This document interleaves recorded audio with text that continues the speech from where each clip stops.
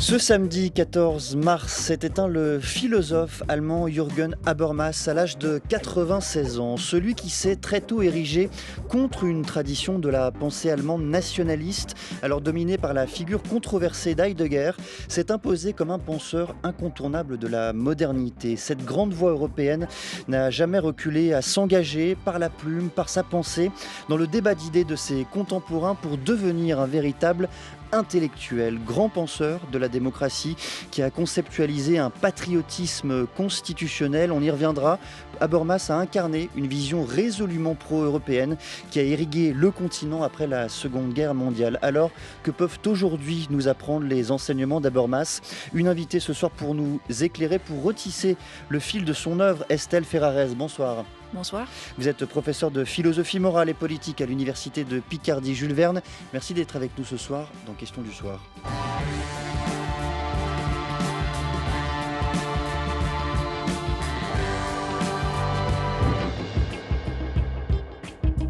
Habermas est né, Estelle Ferrarese, en 1929. On ne peut pas comprendre sans doute son œuvre, la complexité de son œuvre, de son parcours intellectuel également, si on ne replace pas ce contexte-là, celui de l'entre-deux-guerres d'abord, dans lequel il a grandi. La période aussi dans laquelle il naît, si je puis dire, intellectuellement, la dénazification allemande de l'après-Seconde Guerre mondiale. Absolument. Donc c'est quelqu'un qui arrive, jeune adolescent dans la Seconde Guerre mondiale, qui a grandi dans une famille protestante, une famille plutôt bourgeoise et son père, a rejoint, les rangs du NSDAP, donc du parti nazi, très, très rapidement. Mais en même temps, c'est un enfant qui a un problème, un handicap puisqu'il a un bec de lièvre et il a connu des opérations, mais il prononce assez difficilement les mots. Et donc c'est aussi quelque chose qui fait pour lui une expérience dans cette Allemagne qui promeut le surhomme. Donc c'est un peu comme ça qu'il faut voir son entrée dans la guerre. Guerre donc qui s'achève quand il a 15 ans Mhm. et où il a été contraint de s'inscrire dans les jeunesses hitlériennes pour faire de la défense passive dans la dernière année.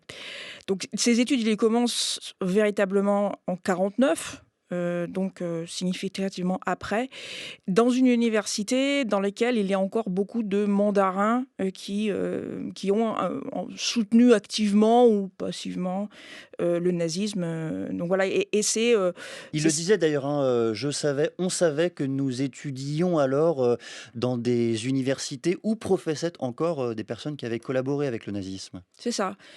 Il y avait c'est ce qu'il raconte, hein, cette conscience que bon, de toute façon, c'était derrière nous. Et donc il n'y a pas eu, dans l'université, disons une dénazification très poussée, ce qui, progressivement a commencé à lui poser problème.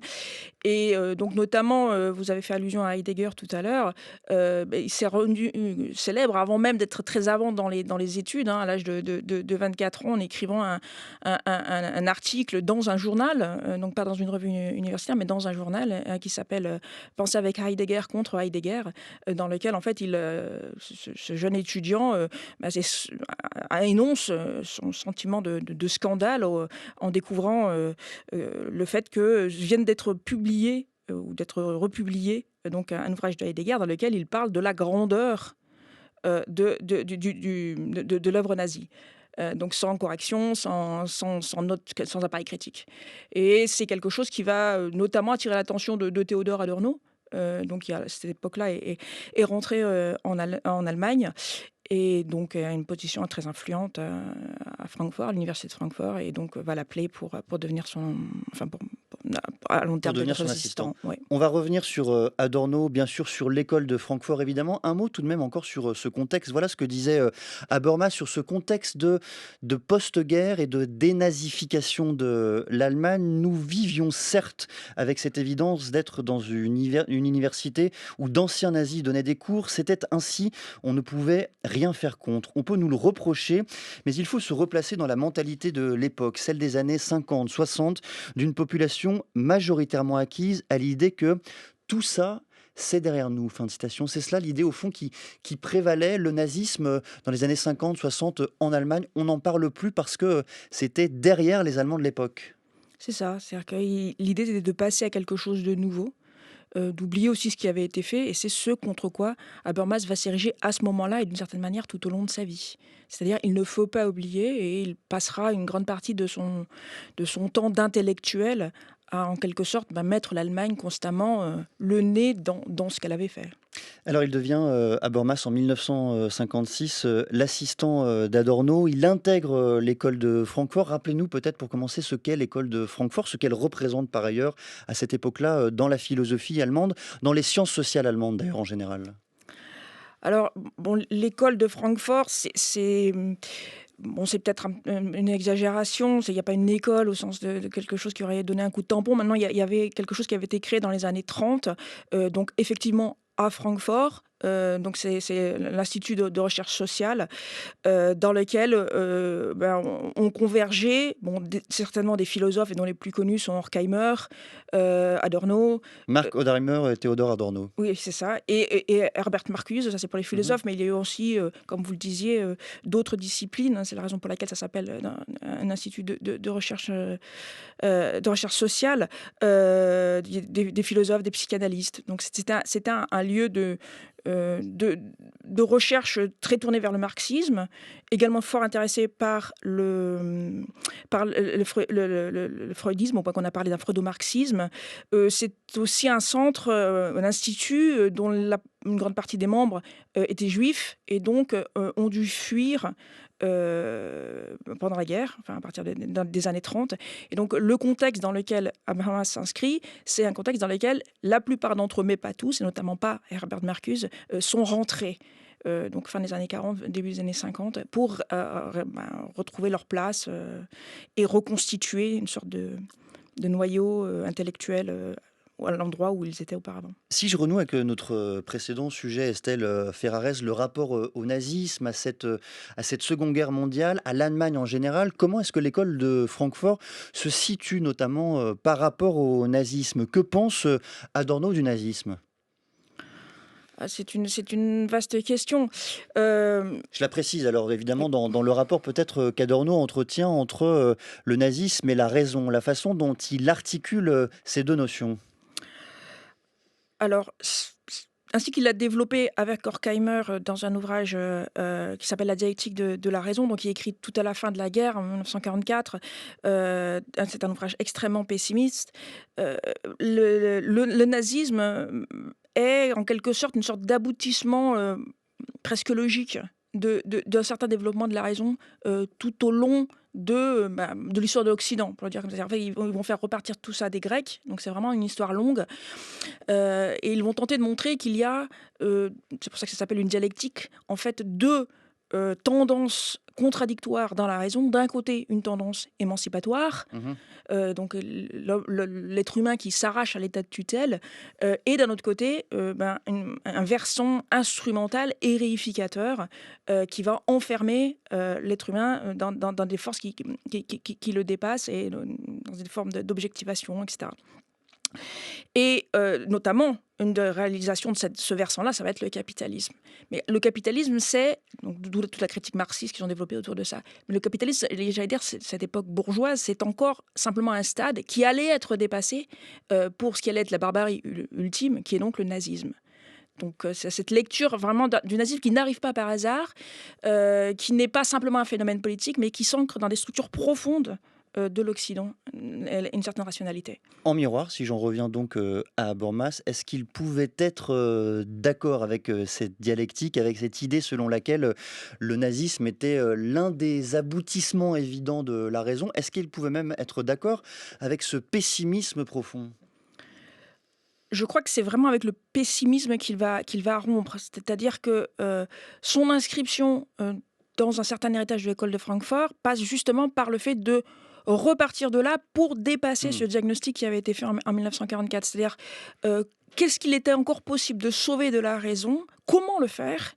Étant donné ce diagnostic qui, au moment où il est fait, est probablement vrai. Mais en fait, on ne peut pas s'en tenir là. Qu'est-ce qu'on peut aller rechercher dans la philosophie, dans les sciences sociales aussi? Vous avez mentionné son intérêt pour tout ça, qui permettrait de repenser la raison et de la replacer à un autre endroit que là où elle avait été pensée. C'est-à-dire qu'en fait, ce qu'ils vont faire, c'est non plus la penser comme une force historique, qui se serait sédimenté dans toute une série de réalités, y compris Mmh. matérielles, hein, dans le capitalisme, mais comme quelque chose qui se trouve dans le langage, dans l'interlocution, dans la manière que nous avons de discuter les uns avec les autres. Et ça va être le projet de sa vie. Et dans l'intersubjectivité. Est-ce pour cela, dans le fond, qu'il prend, ses distances avec, l'école de Francfort? Ou bien est-ce l'inverse? Est-ce l'école de Francfort qui se distancie un peu de Jürgen Habermas? Alors je vais dire que c'est un petit peu les 2. De toute manière, il a fait face à une certaine hostilité de Horkheimer assez tôt, dans les années 50, au moment où il devient assistant d'Adorno, au point qu'il est contraint d'aller faire son habilitation ailleurs, dans une autre université, ce qu'il va faire avec Abendroth. Parce qu'à ce moment-là, Horkheimer le trouve trop marxiste, le trouve trop évidemment politique et souhaite qu'il n'ait pas trop, que pas trop de vagues soient faites autour de cet institut qui est en train de renaître. Donc, bon, il y a effectivement une repoussée là qui vient d'Horkheimer, mais bon, il va y revenir ensuite, hein, plus tard, alors que Adorno et Horkheimer, ils sont encore en 1965. Donc, c'est pas une brouille définitive, il y a une proximité, mais il y a quand même des tensions. Et de son côté à lui, bah oui, bien sûr, il y a un éloignement progressif, mais je dirais qui, à mon avis, est surtout acté à partir des années 80.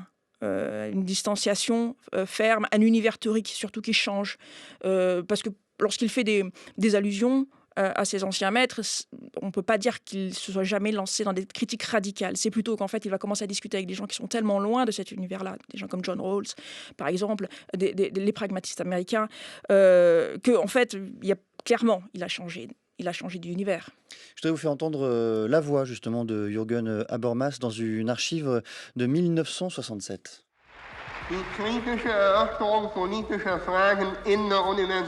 La discussion critique sur les questions politiques à l'université doit être non seulement admise, mais officiellement encouragée et souhaitée.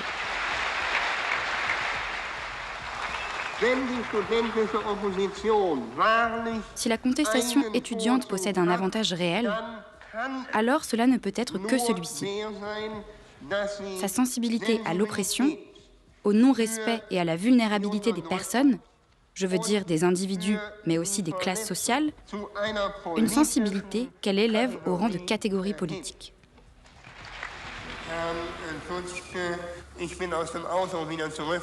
Monsieur Dutschke, je suis ressorti de ma voiture car j'ai jugé nécessaire de ne pas me taire. Je crois que vous avez exposé ici une idéologie volontariste qu'on qualifiait en 1848 de socialisme utopique et qu'il faut qualifier aujourd'hui de fascisme de gauche.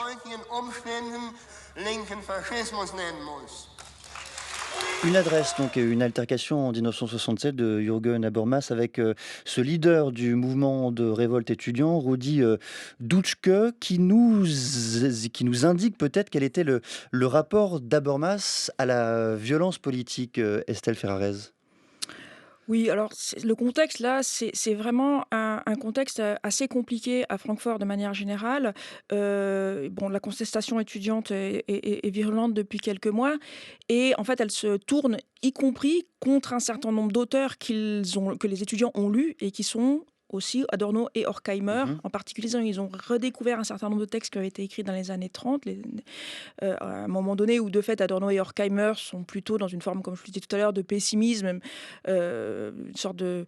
Je veux dire, Horkheimer, c'est quelqu'un qui, à ce moment-là, il lit Schopenhauer, il n'est plus dans une veine politique comme il pouvait l'être dans les années 30. Or, les étudiants sont retournés dans les archives, ont retrouvé un certain nombre de choses qui avaient été écrites dans les revues, et donc, en quelque sorte, vont utiliser ce qu'ils ont lu pour se politiser eux-mêmes et vont reprocher à Adorno et Horkheimer, et donc d'une certaine manière à Habermas, même s'il est beaucoup plus jeune, en fait, de ne pas être fidèle à ce qui avait été posé par cette école.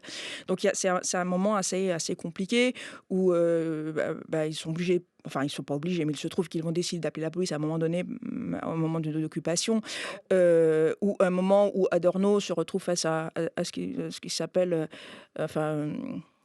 les attentats de la poitrine, enfin c'est l'expression qui s'appelle comme ça, parce qu'en fait un certain nombre d'étudiantes rentrent dans son cours et en fait se dénudent pour le provoquer, le contester, etc. Donc il y a vraiment un climat très très compliqué qui donc se porte aussi contre, on va dire, les pairs intellectuels, et Habermas, emporté par tout ça, à ce moment-là, je dirais qu'il est encore, enfin, ses catégories sont encore largement marxistes, lui, pour le coup. Peut-être que, alors qu'Adorno et Horkheimer ont bougé, lui, il est encore. Mais en fait, ce avec quoi il va fortement diverger, c'est sur la question de la violence et la légitimité de l'utilisation de la violence pour en arriver peut-être à des finalités qu'il partage avec les étudiants. Et donc, comme il le dit en début en fait, du passage, il mise beaucoup sur la discussion. Je souhaiterais déplier avec vous, Estelle Ferrarez, quelques concepts philosophiques élaborés par Habermas. Si l'on commence peut-être par l'espace public, qui peut être un point d'entrée justement pertinent, utile, lumineux même pour certains dans son œuvre. Comment théorise-t-il justement ce concept d'espace public, Habermas? Alors l'espace public, au départ, il en fait une archéologie. Ça, c'est son habilitation. Il en fait une archéologie au sens où il va considérer que c'est quelque chose qui n'a jamais véritablement existé, sauf comme une idée, au XVIIIe siècle. Donc il va exhumer cette idée, cette fiction, d'un espace dans lequel les individus discutent rationnellement et cette rationalité permet une forme d'égalité. Il Donc en fait l'histoire dans les clubs anglais, dans les salons français notamment. absolument, absolument. C'est vraiment en fait là un moment de socio-histoire, hein, avec une méthode qu'il ne réutilisera plus jamais. En fait, et son mouvement est double, c'est-à-dire c'est à la fois de dire bon, dès que ça a été pensé comme une fiction, il y a eu effectivement cette force critique. L'idée, c'est voilà, on a la naissance d'une critique qui va s'exercer en public. Il y a une sorte de compétence qui se met en place pour soumettre des arguments, les tester, les approuver, accepter qu'ils soient critiqués, et tout ceci en public, donc ce qui suppose effectivement l'intervention possible d'un grand nombre d'interlocuteurs, et donc une certaine progression de la raison. C'est une idée kantienne en fait, hein. C'est-à-dire qu'en fait, c'est dans les discussions qui ont réellement lieu que les Lumières peuvent progresser. Et donc, Habermas va dire, bon, ça, il y a cette idée très forte, dont on sent des germes sociologiques qui pourraient se développer, mais tout de suite derrière, ça va être complètement perverti par une logique du marché, du compromis, etc., etc. Et lui, ce qu'il dit, c'est, mais ça, en fait, c'est pas été qu'un moment, et c'est pas que quelque chose qui serait plus ou moins de mauvaise volonté d'aller le rechercher. Il reste quelque chose qui plane, qui hante en fait nos démocraties aujourd'hui, et qui est quelque chose qui tient au contenu normatif de la discussion. Et à ce moment-là, en fait, donc en 62, il s'arrête là. Il dit, voilà, en fait, c'est plus qu'un lambeau idéologique. Mais c'est encore, lui encore, à ce moment-là, il est encore dans cette espèce de pessimisme dont je parlais tout à l'heure. Il baigne encore dans ce climat-là. Et plus tard, en fait, il va se donner la peine, donc, mais beaucoup plus tard, pratiquement, il va le faire, disons, 20 ans plus tard, de repenser l'espace public à nouveau frais, de tenter de voir qu'est-ce qu'il en reste, ou qu'est-ce qu'il en existe à ce moment-là, comment est-ce que ça fonctionne, et donc qu'est-ce qu'il faut abandonner aussi du rêve des Lumières, puisqu'évidemment, on est désormais dans des sociétés multiculturelles, dans des sociétés complexes. Donc, il va tenter de voir ce que c'est concrètement qu'un espace public, depuis pratiquement la discussion entre poivreaux dans un PMU, et puis des discussions universitaires, et puis ce qui se passe dans un parlement. Et tout ça, en fait, pour lui, fait espace public. Le concept corollaire, c'est peut-être celui d'agir communicationnel, là aussi qui est lié à ces notions que vous avez soulevées un peu plus tôt dans cette discussion, l'intersubjectivité, le rapport à la conscience de l'autre et la reconnaissance de l'autre par le langage et la raison. Oui, alors c'est vraiment là le moment où il va systématiser donc cette expérience historique, on va dire, et donc reformuler la raison. Donc en fait, c'est le moment où se tiennent ensemble les deux éléments ou les deux tendances dans son œuvre que j'ai indiqué tout à l'heure. C'est-à-dire que à partir donc notamment de 1981, donc théorie de l'agir communicationnel, il va tenter de mettre au jour ce qui se passe dans le langage, j'allais dire dans n'importe quelle conversation, indépendamment du fait qu'elle soit politique ou pas. Donc il va mettre au jour ce qu'il appelle une pragmatique universelle, c'est un petit peu technique comme mot, mais l'idée c'est à quel type de contrainte est-ce que je suis obligé de me livrer dès lors que je me mets à discuter. Et donc, si j'aimais C'est-à-dire, pour le dire simplement, répondre à la question pourquoi dis-tu cela? Pourquoi avances-tu tel argument? Pourquoi t'insères-tu dans ce type de discours? C'est ça. C'est-à-dire que si j'énonce quelque chose, d'une certaine manière, je vous autorise toujours déjà, par le fait même que je vous ai parlé, déjà à me contester. Donc il y a une sorte d'égalité presque fondamentale, extrêmement fine certes, mais qui est dans l'acte même de parole. Et donc de reconnaissance. Et de reconnaissance. Et aussi, je m'engage d'une certaine manière à vous donner les raisons qui me permettent d'avancer ce que je viens de vous dire. Donc il y a presque un principe de responsabilité qui m'engage là-dedans. Et alors, ce jeu qui se met en place, d'après lui, nécessairement, même dans les actes de mensonge, par exemple, parce que lorsque nous mentons, nous sommes toujours en train de prétendre que la personne qui m'écoute reconnaisse la validité de ce que je suis en train de dire. Donc il y a en même temps quand même l'activation de cette logique de je prétends à ce que tu reconnaisses la validité de ce que je suis en train de te dire. Et donc tout ça est en jeu, quoi qu'il en soit. Et la chose qui est très fort dans sa thèse, c'est de dire que tout ceci est une contrainte logique. C'est quelque chose qui est dans le langage. Donc ce n'est pas quelque chose qui relèverait de la morale, d'un engagement moral de personnes qui seraient simplement de bonne foi. Le patriotisme constitutionnel, là aussi, c'est un concept peut-être qui était dans beaucoup de dissertations, de philosophie, de culture générale que l'on retrouvait dans des examens divers et variés. Que se cache-t-il derrière ce patriotisme constitutionnel, si ce n'est, allez, j'allais dire, une forme de rapport un peu béat à l'Europe et à la communauté politique ? Alors moi, je n'appellerais pas ça béat. Moi, au contraire, là, pour le coup, je pense que c'est un rapport complètement aride, mais qui s'explique Béat, je voulais dire par là, fondé sur des grandes valeurs et parfois un peu désincarné tout de même. Oui, mais je pense que c'est fait exprès. C'est ça que je voulais dire. C'est-à-dire que je pense que c'est vraiment lié à l'histoire allemande. Effectivement, a priori, c'est quelque chose d'assez peu séduisant. C'est-à-dire qu'il va considérer qu'on doit une sorte d'attachement, d'affect pratiquement, pour des grands principes ou pour un texte que la plupart d'entre nous ne connaissons pas. La Constitution européenne, par exemple. Européenne, mais on peut le mettre aussi au niveau national. Mais il faut comprendre pourquoi est-ce qu'il dit ça. C'est vraiment par refus de l'idée que le nous politique, si vous voulez, la communauté politique, devrait s'enraciner dans quelque chose qui le précède, c'est-à-dire en fait dans un certain contenu culturel. Pourquoi ? Parce que la dernière fois qu'une communauté, enfin qu'il l'a vu, une communauté a voulu s'aimer pour des raisons qui sont vraiment substantiellement ancrées, ça a donné le nazisme. Donc lui, il dit, tenons-nous-en à des principes extrêmement formels, à un texte tout ce qu'il y a de plus aride, et c'est déjà beaucoup. Voilà. Et c'est cela qui indiquait, illuminait aussi son rapport à l'Union européenne, à l'Europe et à la communauté nationale, puisque l'un et l'autre s'articulent. Oui, tout à fait. Alors, ça a été un grand défenseur de l'Union européenne, donc avec l'idée qu'effectivement, on pouvait s'emboîter des entités politiques différentes. Et là encore, il y a une raison qui est liée à ce qu'a été l'Allemagne. C'est-à-dire que lui, par exemple, c'est quelqu'un qui va émettre des plus grandes réserves au moment de la réunification allemande, parce qu'en fait, il considère que, étant donné, on va dire, ce que les Allemands appellent parfois le chemin particulier de l'Allemagne, c'est-à-dire en fait une certaine attraction qu'il y a eu tout au long du 19e et la moitié du 20e siècle pour un certain nationalisme. Donc en fait une voie particulière par rapport au reste de l'Europe qui était plutôt tournée vers la démocratie ou la démocratisation. En fait, il fallait que l'Allemagne affronte ce démon-là, et il valait mieux qu'elle ne soit pas trop puissante. Ça, c'est sa thèse. Et d'où le fait qu'au moment de la réunification, il se demande à quelles conditions est-ce qu'on peut nourrifier. Et donc, notamment, l'idée est de dire, en nous emboîtant, en nous ancrant dans l'Europe, qui est donc une entité supérieure et qui, elle, pour le coup, dès le départ, est abstraite. Il avait beaucoup de critiques, il a toujours beaucoup de critiques. Habermas, certains lui ont reproché son rapport à la social-démocratie, peut-être l'aimait-il un peu trop. Certains lui reprochaient également son macronisme. Il avait pris parti pour Emmanuel Macron en 2017.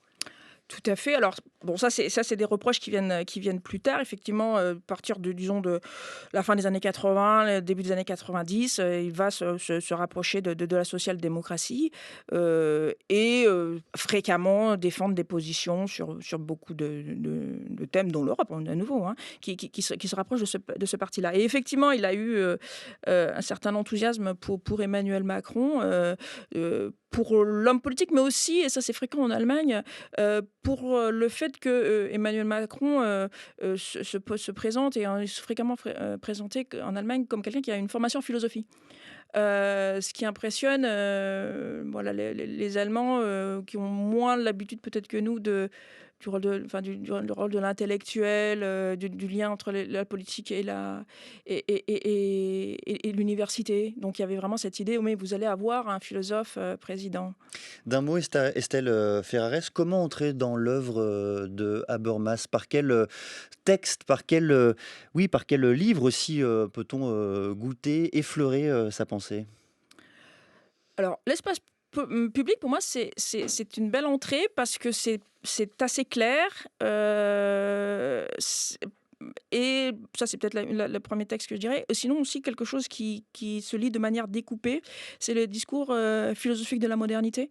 C'est un ouvrage qui date des années 80, dans lequel il va discuter un certain nombre de penseurs français avec lesquels il a beaucoup de désaccords, notamment Foucault, Bataille, Derrida. Derrida, entre autres, oui. Et je pense que ça peut être pour un public français une accroche plutôt que des choses très arides comme par exemple Droit et démocratie des textes des années 90 où là ça jargonne plutôt. Merci beaucoup Estelle Ferrares de nous avoir présenté l'œuvre Les grands traits de la pensée de Habermas. Je rappelle que vous êtes professeur de philosophie morale et politique à l'université de Picardie. Jules Verne, un immense merci à celles et ceux qui ont préparé au débeauté cette émission. Bruno Barada, Bertie Bourdon, Rodi Eken, à la réalisation Léa Racine.